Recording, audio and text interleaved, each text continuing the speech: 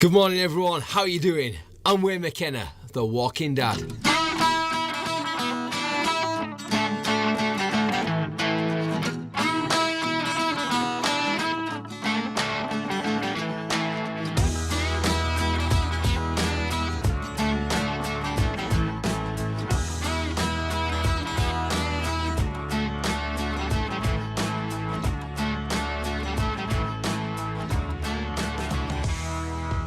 Thank you for listening and welcome to my first podcast.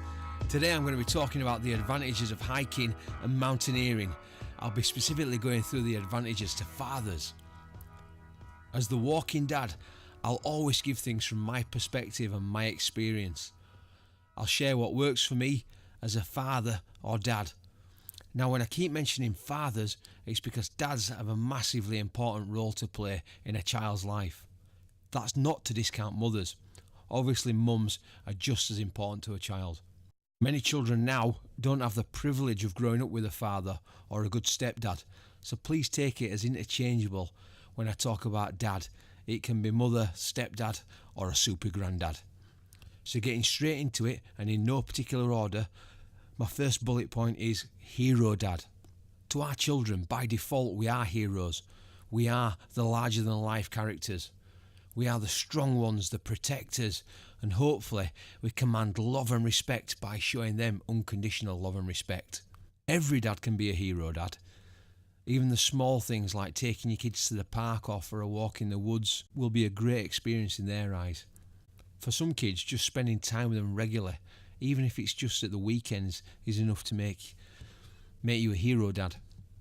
If you show your children that you can lead them confidently and safely in the great outdoors, on trails and up mountains, you'll take this notion of being a hero to another level.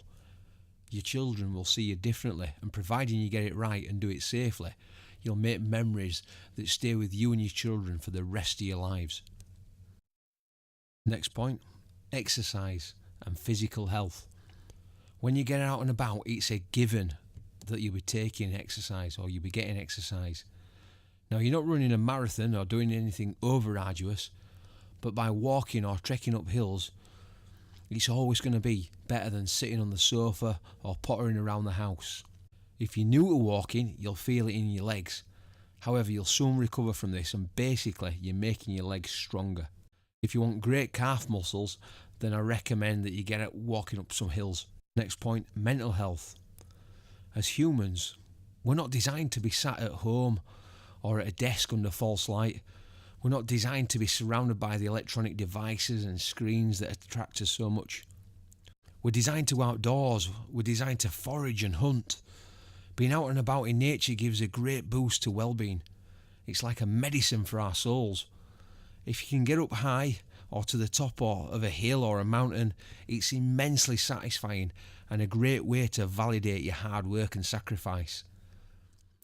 If you can do this as a parent with your child, then it's all the more rewarding. Getting out amongst nature, the greenery, the sights, sounds and smells offers a stark contrast to the day-to-day life. Also, the physical exercise involved naturally helps raise mood. Any decent doctor now, instead of prescribing you happy pills, will ask you, do you take exercise? It's clinically proven to have a better effect than SSRI medication that's now the staple medication for any low mood sufferer. Once you've come home after a good walk and have had a nice warm shower or bath and have had something satisfying to eat, then you'll feel amazing. If your children do the same and perhaps have a hot chocolate, especially on a cold day, they'll also see what a reward of a simple hot meal or a shower is. Something we normally take for granted. Next point, walking is free. When you set off walking, there's no admission fee, no monthly subscription.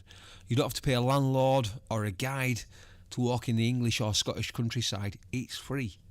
You can walk up any mountain without paying a penny to anyone. All national parks and most woods are free. In the UK, there's something called Access Land. It's similar to the right to roam. Access Land is open and free to walk over. It covers much of the UK and Scotland's countryside. There are areas that are restricted, like working parts of farms or around houses, but public footpaths are generally well signposted. What you'll find on some of the more managed walks and trails is a paid-for car park. The parking fee generally goes towards the upkeep of the paths on the trails and or the toilets or local amenities. If you travel further afield, like to the Lake District, then fuel may be a consideration, but the reward of a good walk in the lakes will far outweigh the £20 or so in petrol or diesel. Food. You don't have to eat out. You'd have to eat if you're at home anyway, so whatever you're going to eat at home, if it's a sandwich, wrap it up, take it with you. Walking gear and equipment. Well, if you're living in the UK, there's a good chance that you and your kids will already own a warm and hopefully waterproof coat. When you start out walking, it's no different than walking through your local park.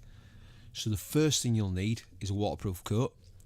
The next is some sturdy footwear that's also preferably waterproof. Wellies will do, but they're only really good for short walks. For longer walks, and as and when you can afford, I'd highly recommend some walking boots. The best place for walking gear is a fantastic chain of large stores called Go Outdoors. I'd Google your local one. I'll talk about walking gear in far more detail in future podcasts. The next point, leadership skills. When you take your family on a hike and get them all home safely in one piece, then you will have exercised leadership skills. We all have leadership skills, but we don't always get the opportunity to use them. The good thing with walking with your kids is that you can lavish them with praise when they're doing things well and swiftly correct them, if necessary, when they're doing anything, say, dangerous. You can teach your children important life lessons and also give them confidence and independence if done correctly. You remember, you'll be away from the trappings and distractions of home, the workplace, school and the supermarket. Next point, great photos. If you're out walking, then you'll generally be in the countryside, a national park, a forest or up hills and mountains. All of these places offer fantastic scenery. They're fantastic for cherished family photos, and in this day and age, they make great profile pictures. Next point, promote confidence. Walking promotes confidence. If you start with a small walk and build up, giving your kids positive feedback and praise, then they'll naturally become more confident with walks, and so will you. Matthew L. Jacobson, father of 8 and a famous writer, wrote, "Behind every young child who believes in himself is a parent who believed first." If you can negotiate a walk with your child, you will have exercised a solid life skill. Next point, stronger bond with your children. A walk or trek can be joyful. It can also be hard work, especially if you're going up hills. Going through something difficult where you're on a journey and have a goal that you have to both work towards will naturally form a stronger bond between parent and child.